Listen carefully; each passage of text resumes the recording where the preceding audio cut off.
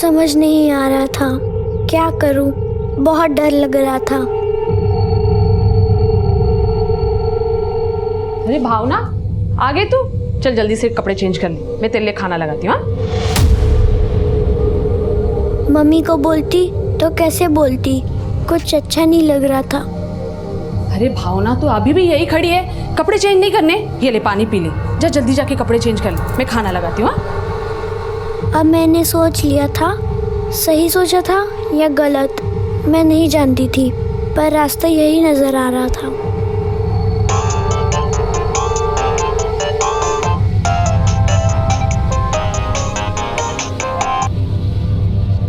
अरे भावना, किसे फोन लगा रही थी? अरे भावना सुन तो सही।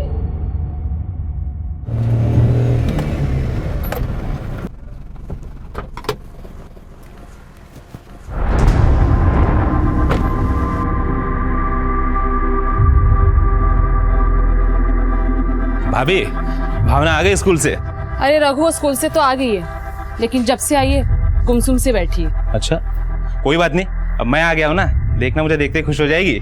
तुम जाके बात करो, मैं कपड़े समेट के आती हूँ। हाँ जी भाभी। हमारी भावना बेटी यहाँ बैठी है। हाँ, देखो हम क्या लाए आपके लिए। हाँ, टंग टंग टंग टंग, खेलोगे? क्या हुआ? लो लो गिफ्ट लो। अरे लो, आपको बहुत पसंद है ना। अच्छा ठीक है, भावना बेटा हमारे साथ खेलेगी, आ जाओ। अच्छा चलो, हमको बताओ कौन मारा तुमको? कुत्ते ने काटा या बिल्ली ने काटा? दीजिए चाचा मुझे। अच्छा, क्या हुआ भावना बेटा? छोड़ दीजिए मुझे चाचा, मुझे कुछ नहीं चाहिए।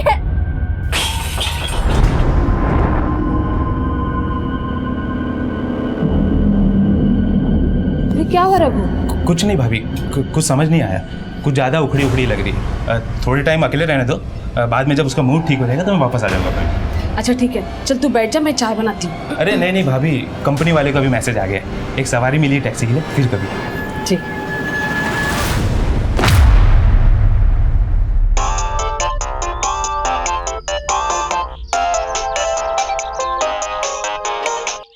बिना तुम्हें मालूम है ना कि हम ड्यूटी पर फोन नहीं उठा सकते।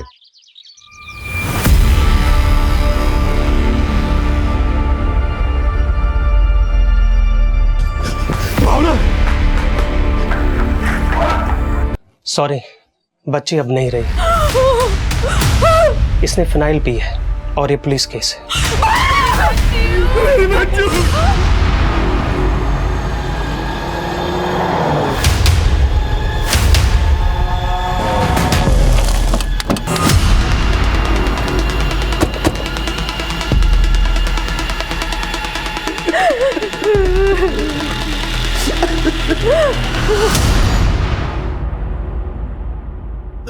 देखिए ना सर, हमारी बच्ची को क्या हो गया?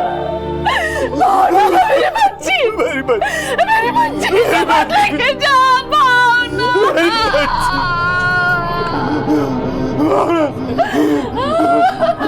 बच्ची को मुझे वापस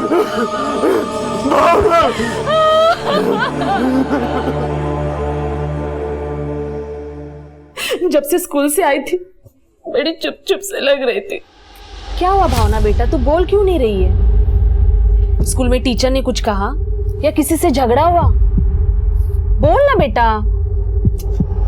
ये लड़की भी ना, मुझे लगा छोटी मोटी बात होगी, बाद में उससे बात करूंगी। फिर मैं किचन में काम में लग गई, फिर बाद में भावना के कमरे में गई तो भावना पड़ोसी आए, उन्होंने पास के डॉक्टर को बुला। तब तक मेरी भावना। भैया भैया, ये सब क्या हो गया भैया? रघु देखना, हमारी भावना सब क्या हो गया? ये कौन? छोटा भाई ये सब मेरा ही। वर्मा, भावना के पेरेंट्स को लग रहा है कि भावना के साथ जो कुछ भी हुआ है स्कूल में हुआ, जिसकी वजह से भावना ने आत्महत्या कर ली। स्कूल के साथ साथ भावना के पड़ोसियों से भी पूछताछ करो, शायद वजह कुछ और ही है। हो गया सर।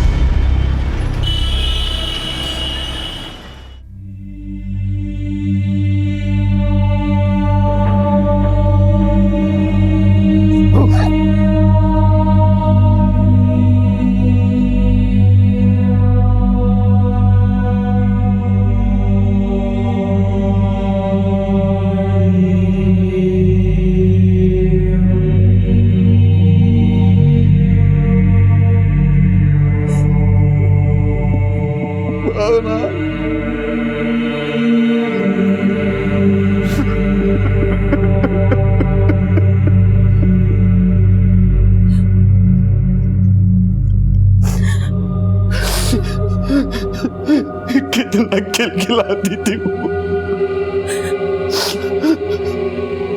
और आज न जाने क्या हो गया उसे कि तेरे घर में रहते हुए उसने फिनाइल पी लिया और तुझे पता तक नहीं चला। कितनी लापरवाह हो सकती है तू मीना। मुझे मालूम था आप मुझे ही कोसोगे, पर मैंने उससे बात करने की कोशिश की थी, पर वो कुछ नहीं बोली। लेकिन उसने आपको भी फोन किया था, शायद आपको कुछ बताना चाहती थी, लेकिन आपने उसका फोन नहीं उठाया। लेकिन ऐसा क्या था जो तुझे बताने की बजाय वो मुझे बताना चाहती थी? आखिर भावना किस मनोदशा से गुजर रही होगी, इसका पता लगाने के लिए पुलिस अब भावना के अड़ोस पड़ोस से लेकर भावना के स्कूल तक पूछताछ करने लगी। सर, भावना बहुत हंसमुख स्वभाव की लड़की थी। इनफैक्ट कल छुट्टी के वक्त भी उसको काफी खुशी खुशी जाते हुए देखा था मैंने। लेकिन उसके घर वाले बोल रहे हैं कि शायद उसके साथ स्कूल में कुछ हुआ होगा, इसलिए उसने फिनाइल पी और अपनी जान गंवा दी। सर, मैं भावना को काफी टाइम से पढ़ा रही थी और मुझे नहीं लगता उसे स्कूल में कोई भी प्रॉब्लम होगी। हेलो, जितनी जल्दी हो सके ये फाइल हेड ऑफिस भिजवा दो। सर एक्सक्यूज मी सर, भावना का पोस्टमार्टम कर रहे डॉक्टर से मेरी बात हुई। उन्होंने बताया कि भावना ने सिर्फ फिनाइल ही नहीं पिया, बल्कि उसकी मौत से करीब 2 घंटे पहले उसके साथ रेप भी किया गया। What? Yes sir. और सर, मेरी भावना के स्कूल टीचर से भी बात हुई। उनका कहना है कि भावना स्कूल से घर जाते वक्त काफी खुश थी। अगर भावना स्कूल से निकलते समय खुश थी तो इसका मतलब भावना के साथ जो कुछ भी हुआ है स्कूल से लेकर घर तक के रास्ते के बीच में हुआ। हो सकता है सर, क्योंकि भावना रोजाना स्कूल से घर पैदल आती जाती थी और उसका स्कूल उसके घर से करीब आधा किलोमीटर दूर है। और मैं एक काम करो, भावना के स्कूल से लेकर घर तक के रास्ते के बीच में सबसे पूछताछ करो, शायद किसी ने कुछ विटनेस किया हो। Okay sir.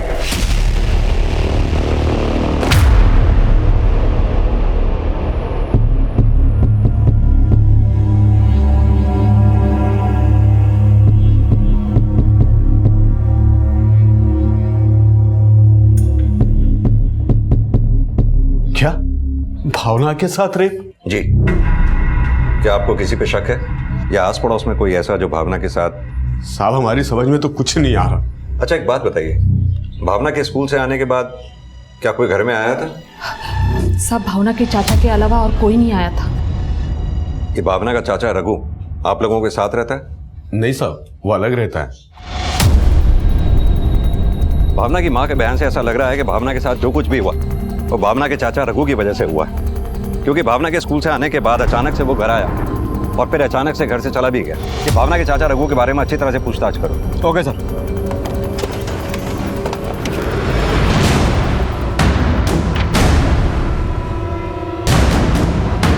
भावना का चाचा रोज ड्यूटी छोड़कर दिन में यहाँ जाता था साहब। अभी पकड़ता हूँ, पकड़ लिया। पकड़ाइए नहीं, पकड़ोगे नहीं। कहने को तो चाचा है, बच्ची सियानी हो गई थी और वो खेल खेल के बहाने उसको यहाँ वहाँ छूता रहता था साहब।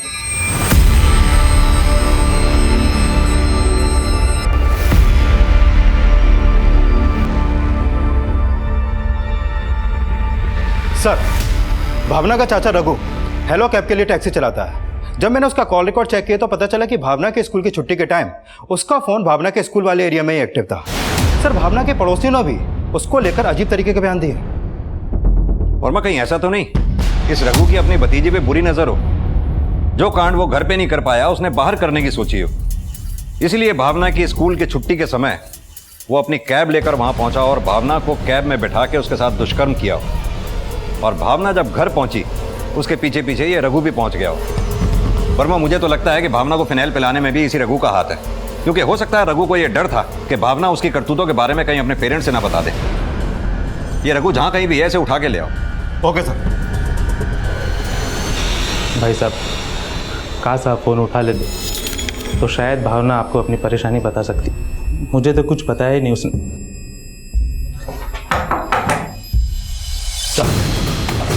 क्या सर, क्या हुआ? मेरे भाई को क्यों ले जा रहे हो? अरे साहब, क्या हुआ? अरे साहब, आखिर बताइए तो सही, आप मेरे भाई को लेकर क्यों जा रहे हो? हमें आपके भाई पर शक है, शायद इसी ने भावना का रेप किया। नहीं साहब, नहीं साहब।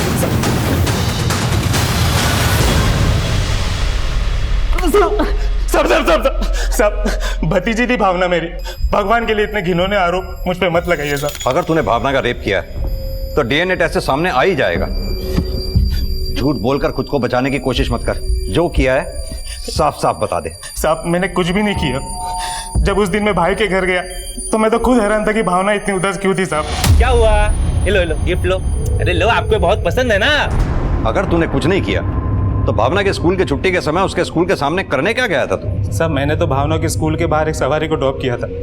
मैं तो भावना को अपने गाड़ी में स्कूल से घर लेके जाना चाहता था साहब, लेकिन उसके पहले वो घर चले गई थी साहब। बहुत गर्व करते थे ना अपने भाई के ऊपर, बड़ा नाज था ना उस पर। देखा क्या किया उसने हमारी भावना के साथ। जरूर उस कमीने ने अपना गुनाह छुपाने के लिए हमारी फूल जैसी बच्ची को जान से मार दिया।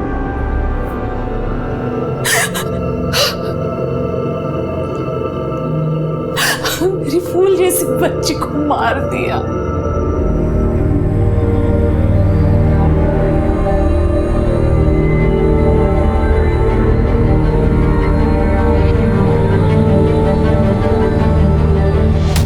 सर, रघु जिस हेलो कैब कंपनी के लिए कैब चलाता था, मैंने वहां पर पता किया। भावना की संदिग्ध मौत वाले दिन रघु ने वाकई में भावना के स्कूल के पास के एरिया में एक पैसेंजर को ड्रॉप किया था। लेकिन वर्मा, इससे यह साफ नहीं होता कि रघु ने भावना का रेप नहीं किया था। यस, रघु का डीएनए टेस्ट करवाओ। Yes sir. सर, भावना जिस स्कूल में पढ़ती थी उसके एक क्लासमेट के फादर आपसे मिलना चाहते हैं। बैठिए। कहिए, क्या कहना चाहते हैं आप? सर, मैं भावना के पास वाले मोहल्ले में रहता हूँ। पिछले 3-4 दिनों से मेरी बेटी आस्था काफ़ी गुमसुम सी रहती थी सर। स्कूल जाने से भी डरती थी। हमें लगा कि शायद स्कूल ना जाने का कुछ बहाना बना रही हो, इसलिए उसकी माँ ही पिछले 1-2 दिन से उसे छोड़ने और लेने जाया करती थी। लेकिन सर, कल अचानक उसने पेट दर्द होने की शिकायत की। क्या हुआ बेटा? क्या हुआ? बहुत दर्द हो रहा है पेट में। कुछ नहीं हुआ, कुछ नहीं हुआ। रोना नहीं। चलो। सर, जब हम आस्था को लेकर हॉस्पिटल गए तो डॉक्टर ने बताया कि उसके साथ रेप हुआ है। और सर, जब हमें पता चला कि भावना के साथ भी ये सब हुआ था तो मैं आपको बताने चला आया सर। आपकी बेटी ने कुछ कहा? उसके साथ ये सब किसने किया? सर, वो कुछ नहीं बोल रही है। जब से हॉस्पिटल से आई बस पत्थर बनी हुई है सर।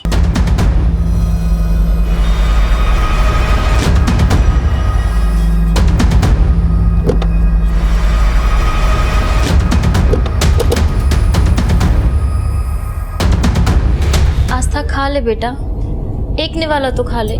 आस्था। बेटा, जब आपके साथ वो सब हुआ तब क्या आपकी फ्रेंड भावना भी आपके साथ थी? कौन था वो? नाम पता है उसका आपको? बेटा, क्या ये था वो आदमी जिसने आपके साथ?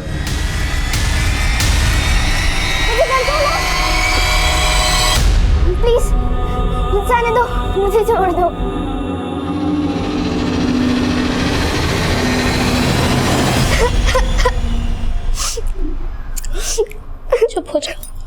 चुप हो जा बेटा, बस।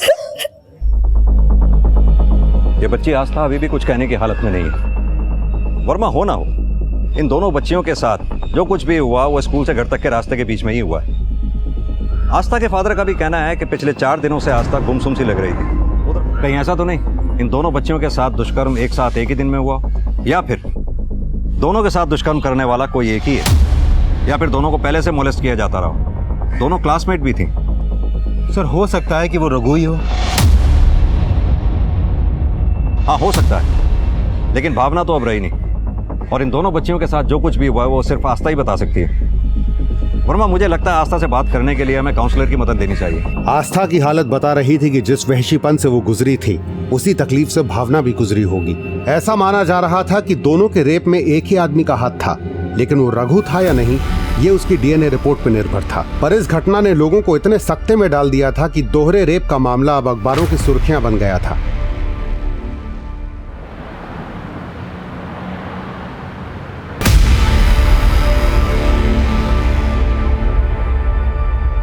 लंच में खाना खाना है तो पिटाई लेगी। चलो मम्मी को बाय करो। बाय। क्या हुआ? क्या सोच रही हो?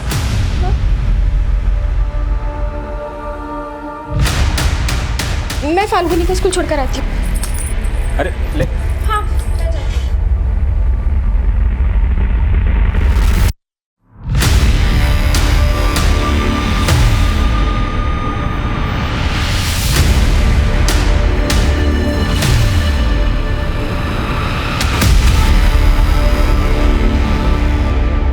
ये हो गई अवनी की चोटी भी फिट और स्कूल यूनिफॉर्म भी। पापा आप मेरी दोस्त त्रिशाला के लिए भी ऐसी यूनिफॉर्म सिल दोगे?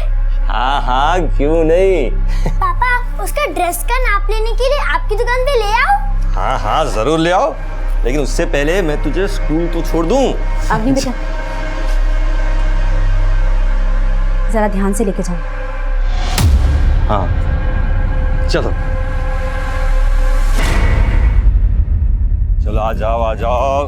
हाँ अब सुनो, शाम को मैं लेने आऊंगा, मस्ती बिल्कुल मत करना, समझी? हाँ। Bye bye. बाय अम्मी। Hi Trishala. Bye bye. Trishala मेरी यूनिफॉर्म पापा ने सिली है।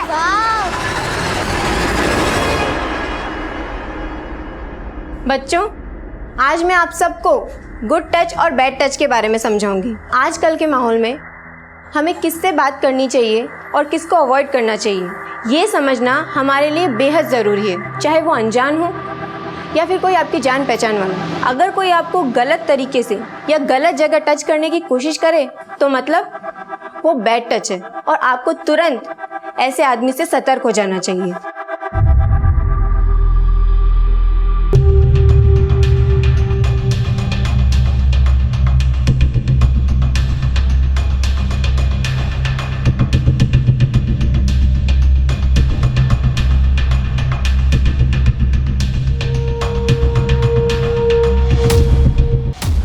सर आस्था उस हादसे के ट्रॉमा से अब तक बाहर नहीं आ पाई है। उससे फिलहाल हमें जो भी जानकारी मिली है उससे हमें बस इतना ही पता चला है कि जिस किसी ने भी उसका रेप किया है उसने रेड कलर की जैकेट और ब्लू कलर की जीन्स पहनी हुई थी।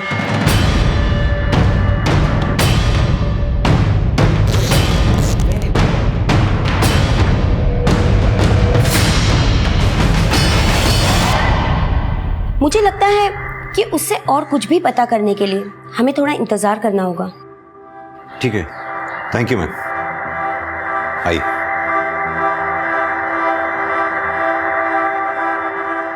सर डीएनए एग्जामिन करने वाले डॉक्टर का कॉल आया था। भावना की बॉडी पे जो डीएनए सैंपल्स मिले थे वो रघु के डीएनए से मैच नहीं करते हैं। यानी कि भावना और आस्था का रेप करने वाला कोई और ही है। वर्मा, आस्था ने कहा था कि जिस किसी ने भी उसके साथ दुष्कर्म किया था उसने लाल रंग की जैकेट और ब्लू कलर की जीन्स पहनी थी। क्यों ना सर हम उस एरिया के सीसीटीवी फुटेज दोबारा से चेक करें। हो सकता है कि वारदात के दिन वहां कोई ऐसा आदमी कैप्चर हुआ हो जिसने रेड जैकेट और ब्लू जीन्स पहन रखी हो।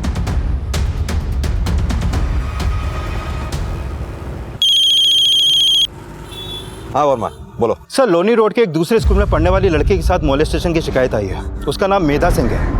लोनी रोड के नगर निगम स्कूल में पढ़ती है। स्कूल से घर जाते वक्त उसके साथ जबरदस्ती करने की कोशिश की गई। वर्मा, हो सकता है मेधा को मोलेस्ट करने की उसी ने कोशिश की है जिसने भावना और आस्था का रेप किया है। ये मेधा रहती कहाँ पर है?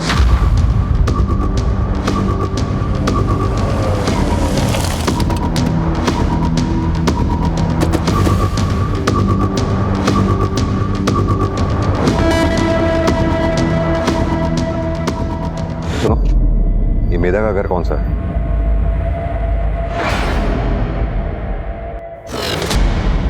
मेधा बेटा, डरो नहीं।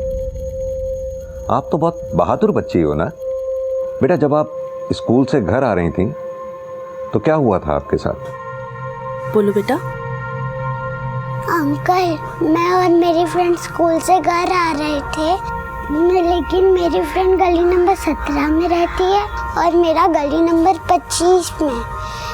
जब मैं अकेले घर आ रही थी तब वो अंकल मेरे पास आए। हेलो बेटा, कैसी हैं आप? अच्छी हूँ, आप कौन? मैं आपके पापा का दोस्त हूँ।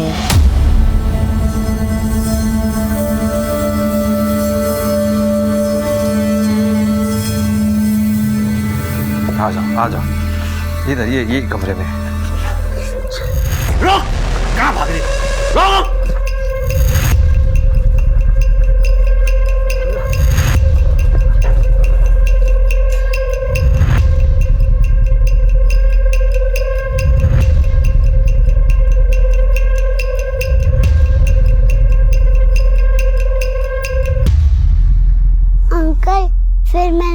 जाके पापा को सब कुछ बता दिया। फिर पापा ने बोला कि वो उनके दोस्त नहीं, कोई बुरा आदमी है। अच्छा बेटा, वो देखने में कैसा था? अच्छा, उसने क्या पहना था? रेड जैकेट और ब्लू जीन्स। रेड जैकेट और ब्लू जीन्स? जिस किसी ने भी उसका रेप किया है उसने रेड कलर की जैकेट और ब्लू कलर की जीन्स पहनी हुई थी।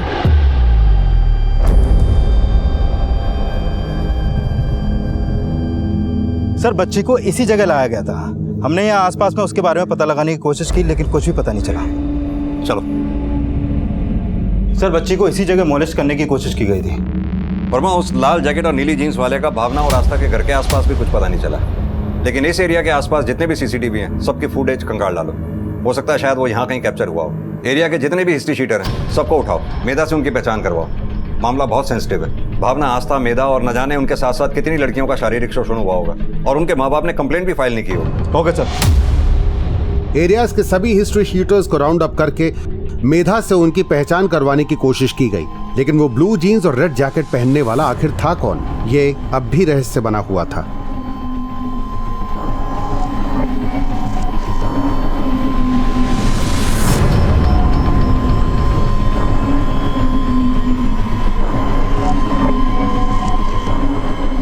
सर, जिस दिन मेधा को मॉलेस्ट किया था उस दिन ये रेड जैकेट और ब्लू जीन्स पहना हुआ आदमी शादरा के एक सीसीटीवी में कैप्चर हुआ था, लेकिन इस फुटेज में इसका चेहरा क्लियर नहीं दिख रहा सर। वर्मा, इसकी फोटो भावना, आस्था और मेधा तीनों के पेरेंट्स को दिखाओ, शायद उनसे इसके बारे में कोई लीड मिले। इसकी फोटो सभी थानों में सर्कुलेट करवा दो। Okay sir.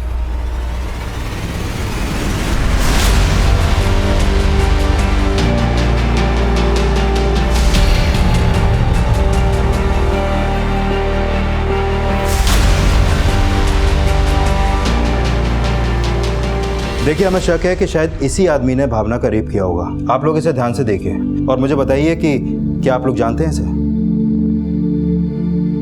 नहीं सर। तुम जानते हो इसे? नहीं सर। नाश्ता करो, फिर होमवर्क भी करना है। मम्मा। आ गए आप?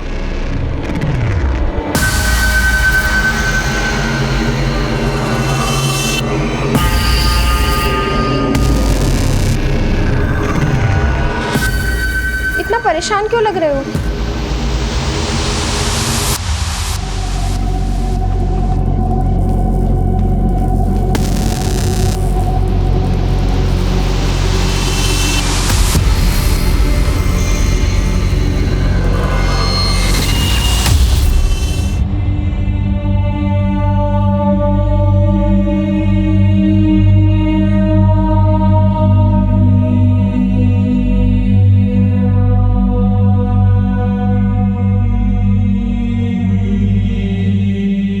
सर, भावना ही नहीं बल्कि मेधा और आस्था के पेरेंट्स ने भी उस रेड जैकेट और ब्लू जीन्स वाले आदमी को नहीं पहचाना है। लेकिन सर, मैंने दिल्ली के पिछले 1 साल के मोलेस्टेशन से जुड़े केसेस के बारे में पता किया। सर, दिल्ली में स्कूल जाने वाली करीब 60 लड़कियों के साथ रेप और मोलेस्टेशन के केस फाइल हुए, जिनमें उनको तभी शिकार बनाया गया जब वो स्कूल से घर जा रही थी। 60 केसेस? इन केसेस में कोई गिरफ्तारी हुई? नहीं सर, इन केसेस में अभी तक ये नहीं पता चल पाया है कि उन लड़कियों को मोलेस्ट कौन करता था। लेकिन सर, मैंने कुछ विक्टिम से भी बात करने की कोशिश की। उनमें से कई बच्चियों ने बताया कि उनका मोलेस्ट और रेप करने वाला भी रेड जैकेट और ब्लू जीन्स में ही होता था। सर, मुझे तो लगता है कि ये कोई साइको ही है जिसका मोडस ऑपरेंडी भी सेम है, क्योंकि कई बच्चियों से बात करने में पता चला कि वो बच्चियों को गिफ्ट देकर उनको ये कहकर बहलाता है कि वो उनके पापा का दोस्त है। हैरानी की बात तो यह है कि पिछले 1 साल से एक ही आदमी रेड जैकेट ब्लू जीन्स पहन के दिल्ली के आसपास अलग अलग एरियाज में छोटी छोटी बच्चियों को अपना शिकार बना रहा है, और अभी तक उसकी पहचान नहीं हो पाई है। सर, हमने एरिया के सभी हिस्ट्री शीटर्स को राउंड अप करके मेधा से उनकी पहचान कराने की कोशिश की, लेकिन मेधा ने किसी को भी आइडेंटिफाई नहीं किया। और भाई, ये भी तो हो सकता है कि ये मोलेस्टर दिल्ली का रहने वाला ही ना हो। अक्सर देखा गया है दिल्ली में कई लोग रोजाना दिल्ली के आसपास की स्टेट से आते हैं, जैसे यूपी, राजस्थान, हरियाणा, पंजाब, उत्तराखंड वगैरह वगैरह। हो सकता है ये आदमी भी दिल्ली के आसपास की किसी स्टेट का हो। वर्मा, अपनी जांच का दायरा बढ़ाओ। दिल्ली के आसपास के एरियाज में जितने भी रेप्स और मोलेस्टेशन के केसेस हुए हैं, उनमें जितने भी संदिग्ध लोग हैं, हिस्ट्री शीटर्स हैं, सबकी लिस्ट बनाओ। हो सकता है इस मोलेस्टर का वहाँ से कोई क्ल्यू मिले। और हाँ, एक प्रेस रिलीज जारी करो, लोगों को इस मोलेस्टर से सावधान रहने को कहो। हमें किसी भी हाल में उन दूसरी बच्चियों को इस मोलेस्टर का शिकार होने से बचाना है। Okay sir.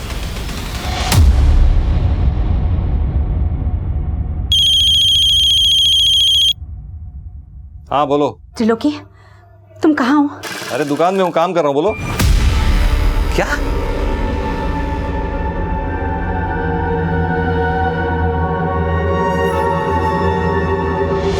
मेरे पापा मुझे समर वेकेशन पे शिमला लेके जाएंगे। वाह शिमला, तू भी हमारे साथ चलना। मैंने पापा को बोला है कि तू मेरे सबसे बेस्ट फ्रेंड है। मैं पापा से पूछूंगी, अगर वो मुझे अलाउ करेंगे तो मैं भी तेरे साथ शिमला आऊंगी। Yes, bye. Okay bye bye.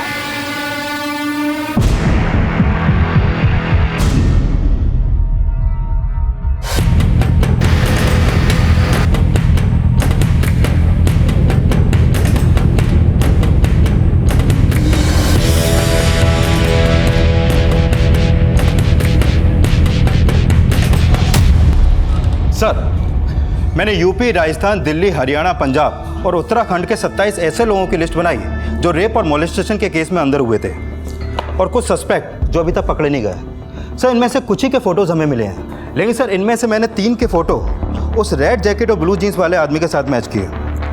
Sir, इन तीनों का कदकाठी हूबहू इस आदमी से मैच करता है। सर, यह है संतोष कालरा। 4 साल पहले मोलेस्टेशन के चार्ज में हरियाणा पुलिस ने इसे अरेस्ट किया था। अभी 8 महीने पहले ही रिहा हुआ है। यह है मनिंदर लोधी। राजस्थान में 4 लड़कियों के रेप के केस में सस्पेक्ट है, लेकिन अभी तक पकड़ा नहीं गया। और यह है अजय।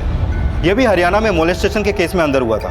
1 साल पहले पैरोल पे रिहा हुआ, लेकिन पैरोल जम करके फरार हो गया और तब से फरार है। यानी कि अजय और मनिंदर ये दोनों फरार हैं, और ये संतोष 8 साल की सजा काट के रिहा हो चुका है। वर्मा, अपने सोर्सेज को एक्टिवेट करो, इन दोनों के बारे में पता लगवाओ। ये कहाँ रह रहा है आजकल? सर, जेल से जो रिकॉर्ड मिले हैं उसके हिसाब से ये अभी फरीदाबाद में है। उठा लाओ उसे फरीदाबाद से, और मेधा और आस्था से इसको आइडेंटिफाई करवाओ।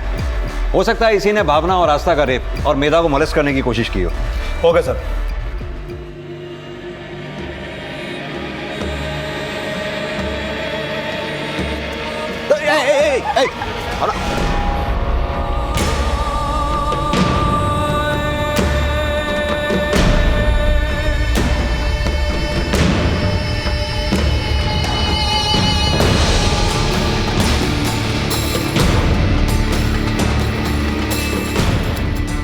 बेटा अवनी, बोलो क्या हुआ? अरे बेटा बोलो ना, क्या हुआ? क्यों बोल नहीं रही हो तुम? हाँ बोलो।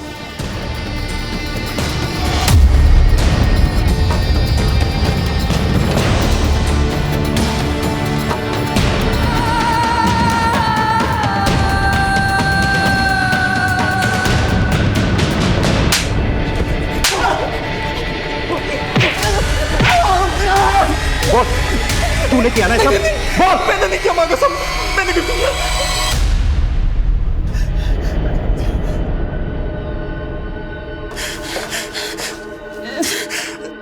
क्या यही है वो आदमी जिसने लाल जैकेट और ब्लू जीन्स पहनी थी? आस्था, बेटा बोल ना, अंकल को पता यही था वो।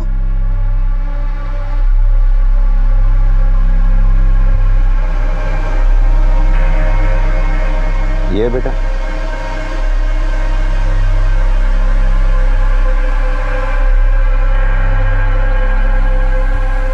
मुझे लगता है वो आदमी संतोष ही है। बच्चियां उसे पहचान नहीं पा रही हैं। इस संतोष का डीएनए टेस्ट करवाओ। Okay sir.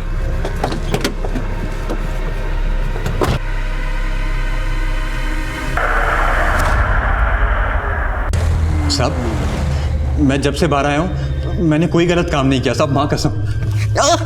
तूने कुछ किया है या नहीं किया है तेरे डीएनए टेस्ट से पता चल ही जाएगा। मुझे लगता है आप लोगों को मेरे बारे में कोई गलतफहमी हो गई है। वो लाल जैकेट और नीली जीन्स वाला आदमी मैं नहीं हूँ सर, माँ कसम मैं नहीं हूँ। लेकिन हाँ सर, वो अजय हो सकता है। अजय कौन? अजय कुशवाहा? हाँ जी सर, वही। हम दोनों जेल में एक साथ सजा काट रहे थे। मेरी सजा पूरी हो गई तो मुझे रिहा कर दिया, लेकिन वो पैरोल जंप करके भाग गया सर। कतई काया आदमी है सर वो, और बच्चियों में तो उसको बहुत ज़्यादा इंटरेस्ट था सर। मुझे लगता है कि वही आदमी है जिसे आप ढूंढ रहे हो। कहाँ मिलेगा ये अजय? बिजवासन में डेरा जमाए बैठा हो। बिजवासन में कहाँ?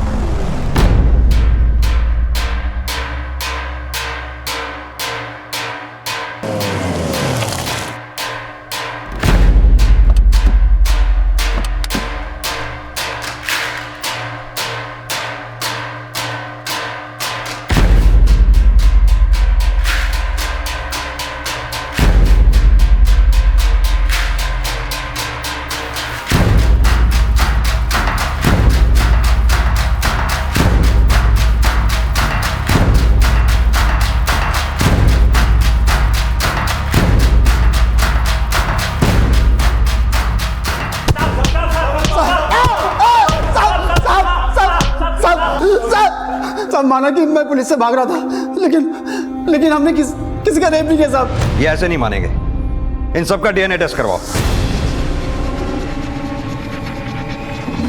ये मनिंदर शायद रुड़की में हो सकता है, अपने आदमियों से इसकी जल्दी जल्दी खबर निकलवाओ। इस पे उनके दस्तखत दे लेना। सर, रुड़की पुलिस से एक इन्फॉर्मेशन मिली है। 3 दिन पहले वहाँ एक स्कूल जाने वाली तृष्णा नाम की बच्ची के साथ रेप हुआ था, और जिस आदमी ने रेप किया उसने भी रेड जैकेट और ब्लू जीन्स पहनी हुई थी। वर्मा, रुड़की चलने की तैयारी करो, अब ये वहीं हाथ आएगा। Sir,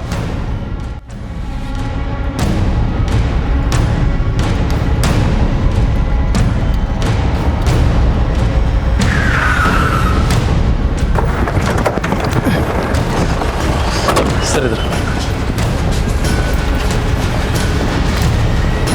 sir. अंकल, उस दिन स्कूल में जल्दी छुट्टी हो गई थी, इसीलिए मैं और मेरी फ्रेंड अवनी अकेले घर आ रहे थे। अगर वो मुझे अलाउ करेंगे तो मैं भी तेरे साथ शिमला आऊंगी। Yes yes, okay bye bye.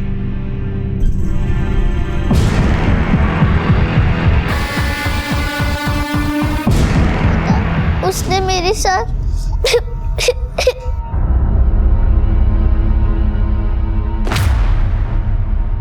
Sir, इस बच्ची त्रिशाला के साथ ही नहीं, इसके दोस्त अवनी के साथ में भी रेप हुआ था। क्या? हाँ सर, त्रिशाला के रेप केस का जब हमें पता लगा था तो उसी के साथ हमें अवनी के केस के बारे में पता लगा। सर, मुझसे पूछताछ करने के लिए उसके घर भी गए थे, लेकिन उसकी फैमिली ने केस फाइल करने से मना कर दिया था। साहब, हमें कोई केस नहीं करना है, हमारी बेटी की इज्जत का सवाल है। आप लोग प्लीज चले जाइए। देखिए, आप हमारा विश्वास कीजिए, हम आपकी बच्ची का नाम मीडिया में डिस्क्लोज नहीं करेंगे। उसका मेडिकल करवाना बहुत जरूरी है। हमें कोई मेडिकल नहीं करवाना है, आप लोग प्लीज यहाँ से चले जाइए। मैं हाथ जोड़कर कहती हूँ। गुप्ता जी, अक्सर ऐसे केसेस में पेरेंट्स अपनी इज्जत बचाने के लिए केस फाइल करने से मना कर देते हैं। लेकिन सर, हैरानी की बात तो यह है कि जो आदमी दिल्ली में बच्चियों का रेप कर रहा था उसका दायरा यहाँ रुड़की तक भी है। वर्मा, हो सकता है जिसे हम दिल्ली में ढूंढ रहे हैं वो हमसे डर के यहाँ रुड़की में आ गया हो, या फिर ये भी हो सकता है वो दिल्ली का नहीं यहीं रुड़की का हो, दिल्ली उसका रोज आना जाना हो। गुप्ता जी, माना कि अवनी के पेरेंट्स ने केस फाइल करने से मना कर दिया, लेकिन वी नीड दैट मैन जिसने रुड़की में ही नहीं दिल्ली में भी कई बच्चियों को अपना शिकार बनाया। उसका फोटो भी हमारे पास कैप्चर हुआ था, आप पता लगाइए कि वो कौन था। जरूर सर। वर्मा, जिस दौरान भावना और आस्था का रेप हुआ और मेधा को मोलेस्ट किया गया, उस दौरान की रुड़की से लेकर दिल्ली तक के रास्ते के बीच में जितने भी रेलवे स्टेशन हैं, बस अड्डे हैं, सबके सीसीटीवी चेक करो। हो सकता है वो आदमी शायद वहाँ कैप्चर हुआ हो। Okay sir.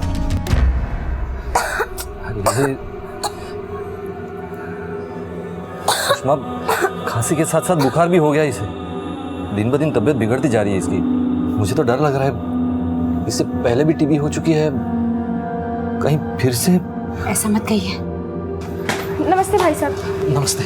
नमस्ते भाई साहब। भाभी नमस्ते। क्या हो गया बच्चा, बीमार हो गया? कोई बात नहीं, जल्दी ठीक हो जाएगा, है ना? भाई साहब, हुआ क्या है? कुछ समझ में नहीं आ रहा है प्रमोद जी। देखिए ना, अवनी की तबीयत दिन ब दिन और बिगड़ती जा रही है। मुझे तो लग रहा है इसे दिल्ली के अस्पताल लेकर जाना पड़ेगा।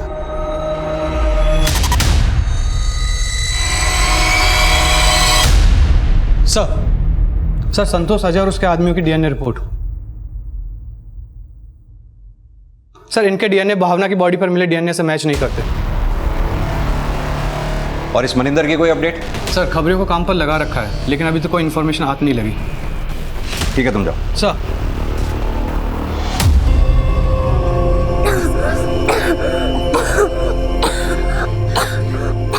मेरी बच्ची सुषमा, इसकी तबीयत बिगड़ती जा रही है, इसे दिल्ली के अस्पताल ले जाना ही पड़ेगा। वहां नहीं लेकर गए तो इसकी तबीयत और बिगड़ जाएगी। पिछली बार भी वहीं के इलाज से ठीक हुई थी ना, मैं उसे वहीं लेकर जाता हूँ। लेकिन आप अकेले क्यों? आप प्रमोद जी को साथ लेकर जाइए। प्रमोद जी को लेकर जाने की जरूरत नहीं, अभी निकल जाऊंगा तो टाइम पे पहुंच जाऊंगा। मेरी बात तो सुनिए आप। आजा आजा आजा आजा बेटा, आजा। हम दिल्ली जाएंगे, दिल्ली के अस्पताल में सब ठीक हो जाएगा। हाँ, चिंता मत कर।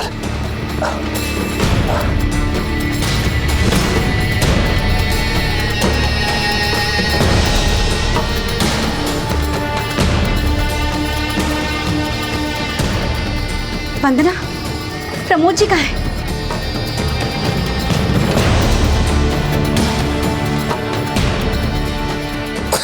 डॉक्टर साहब, कैसी है ये? मेरी बच्ची ठीक तो हो जाएगी ना डॉक्टर साहब? आप बाहर जाइए, हम देखते हैं। नर्स, इंजेक्शन की तैयारी करो।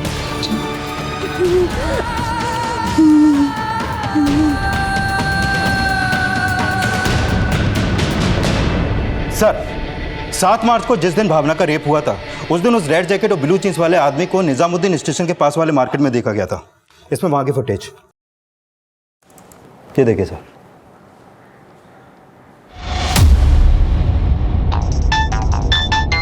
Excuse me sir. हेलो।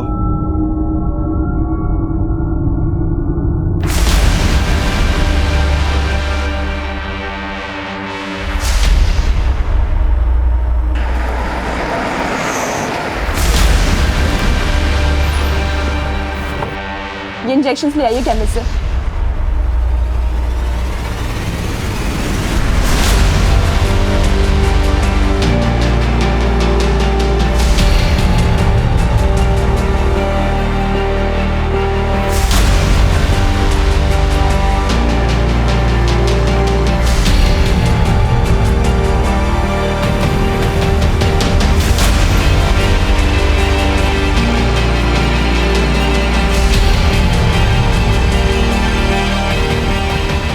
आप बता क्यों नहीं रहे, कहाँ है वो?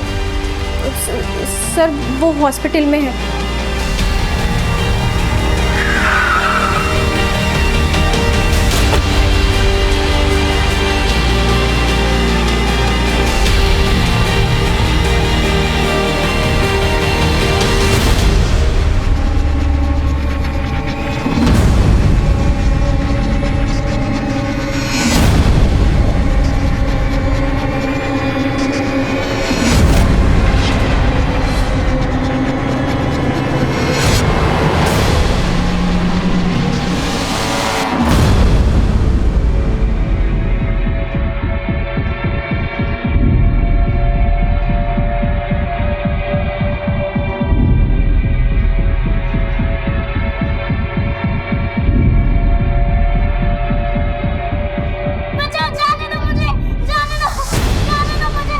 वर्मा, जल्दी।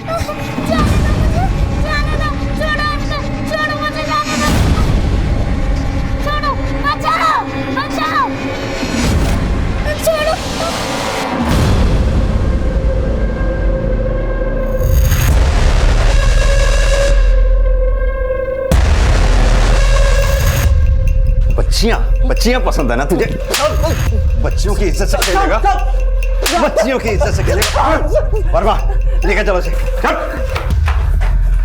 घबराओ मत बेटा, अब कुछ नहीं होगा। चल। हाँ सर, त्रिलोक भाई साहब पहले दिल्ली में ही रहते थे। घर में इतनी अच्छी बीवी और एक प्यारी बच्ची होने के बावजूद सर पता नहीं उनका कैसे दिमाग खराब हो गया जो वो ये सब गंदा काम करने लगे। आपके भाई ने एक तो नहीं बल्कि कई लड़कियों का शारीरिक शोषण किया और आप सब कुछ जानते हुए भी उसे अब तक बचा रहे थे। साहब, उन्होंने कहा था कि उन्होंने सब कुछ छोड़ दिया है। दिल्ली में कई लोगों ने त्रिलोकी जी की शिकायत की कि उन्होंने उनकी बच्चियों के साथ। हमारी बहुत बदनामी हो रही थी। एक बार उन्हें पुलिस भी पकड़ कर लेकर गई। फिर मैंने उनकी बहन और इनके पति प्रमोद जी को बताया। शर्म कीजिए भाई साहब, आपकी खुद की छोटी सी बच्ची है और आप खुद ही। प्रमोद जी, मैं भगवान की सौगंध खाता हूँ, ऐसी गंदी हरकत फिर कभी नहीं करूँगा। सर, त्रिलोक भाई साहब बहुत अच्छे टेलर थे, इसलिए प्रमोद जी ने उन्हें कुछ रकम उधार देकर एक टेलर की दुकान खुलवा दी और ये घर किराए से भी दिलवा दिया था। हमें लगा कि वो सुधर गए हैं, लेकिन सर जब हमने अखबार में 2 बच्चियों के रेप की खबर पढ़ी तो हमें शक होने लगा।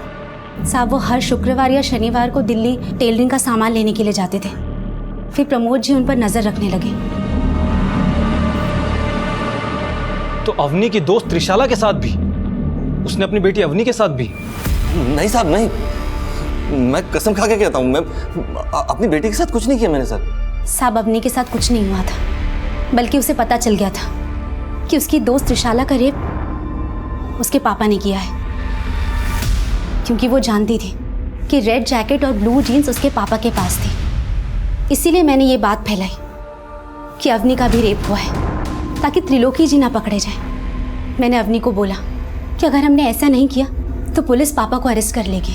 उसने मेरी बात मान ली, लेकिन उसे इस बात का इतना बड़ा धक्का लगा कि उसके पापा ये सब।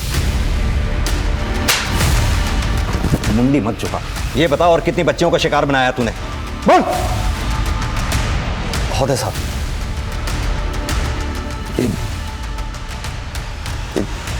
चाइल्ड पॉर्न देख देख के बुद्धि खराब हो गई थी साहब मेरी।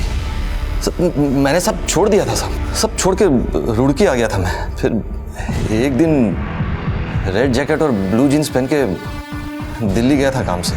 वहाँ एक बच्ची देखी तो उसके साथ तू तो जानवरों से भी बदतर निकला। जानवर भी कभी दूसरों के बच्चों के साथ ऐसा नहीं करते। तू तो फिर भी एक इंसान है। नहीं, इंसान की शक्ल में भेड़िया है तू। सड़प जिंदगी भर यहीं।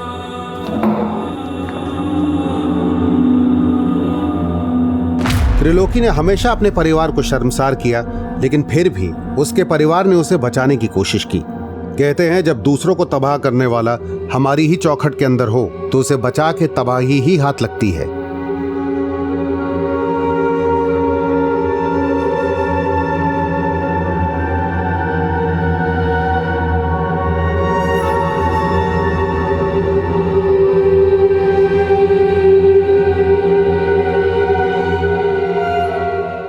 इस तरह के और भी एपिसोड देखने के लिए हमारे चैनल को सब्सक्राइब करें और बेल आइकन दबाना ना भूलें।